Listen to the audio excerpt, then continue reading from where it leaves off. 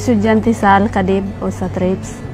Yung grade 1, grade 2 hanggang grade 4, tinuturuan kami magbasa sa yung mga normal na mga subject. Yung pag grade 5 ko, ma'am, grade 6, tinuturuan na kami na paano mag-assemble ng baril o paano mag-alis ng gobyerno, mag-rally kami. Maliit pa ako, nandoon na yung MPA. Palagi na silang pumunta kung anong kailangan namin, sila yung nagpakilala sa amin na sila yung mga sundalo sa Cavao, sabi nila. So, yung akala namin na totoo sila sundalo. Yung maliit pa ako, hindi ako nakakita ng sundalo. Mga grade 4 ako, nagsimula. Pinapadala kami ng mga placard, pero hindi namin alam, ma'am, kung ano yung sinisigaw namin. Yung sabi nila, ibagsak si Gloria, ibagsak si Erap, ibagsak ang gobyerno. Nandiyan pa kami sa paaralan, ma'am. Palagi na kaming pumupunta doon sa isang buwan, mag-meeting kami ng mga kabataan. Yung grupo namin tinatawag na STM, Samahang Kabataang Makabayan. Yun na grupo yung palaging pumupunta sa ibang syudad na para mag-rally. Naranasan ko doon yung bago akong sampa, binigyan ako ng misyon.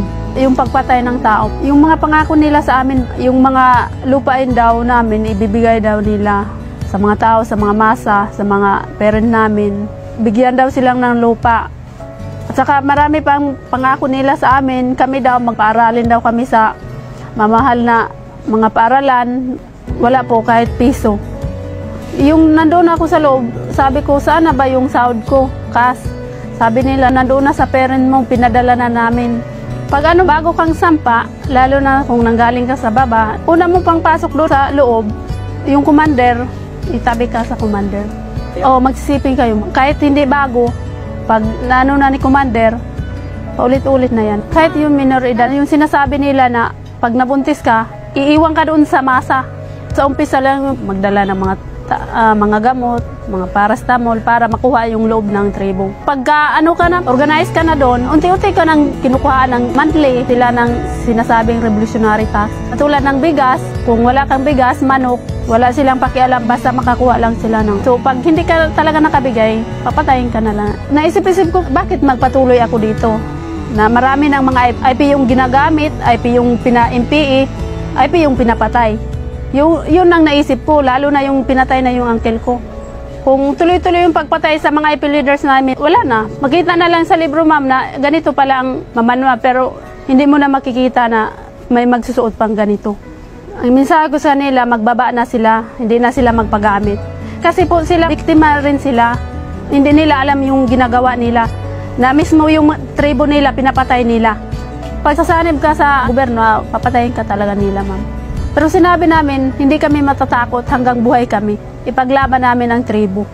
Sino pa kaya ang tatayo kung kami mismo matakot? Turuan kami na pag nakakita daw kami ng sundalo, magtago kami kasi bugbuguin daw kami, rapin. Kasi pag nakakita kami noon sa sundalo, tatakbo talaga kami doon sa bundok, tatago. Noon ang gobyerno, hindi makaabot doon sa amin. Hindi namin maramdaman sila.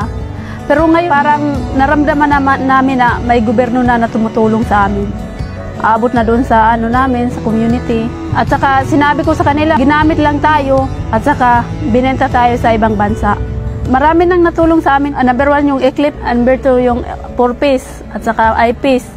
Malaking tulong yan sa mga IP. Doon naramdaman nila na may gobyerno pala. Mga leader doon sa bundok, hindi pala totoo yung mga sinasabi sa iba na yung gobyerno hindi makatulong sa atin. Tulad ngayon, tingnan mo, may kalsada na sa atin, maayos na yung paglakad natin, yung mga proyekto natin, maabot na doon sa baba. Ang panawagan ko lang kang Pangulong sa mga kasundaluhan, lalo na sa mga general, na sana protektahan nila yung mga IP. Sana wala ng kabataan na makasanib sa NPM o wala ng kabataan na mawasak ang kinabukasan. Kasi kung wala sila, paano kami? Kahit na magkilos kami, kung wala sila, useless gihapon, ma'am.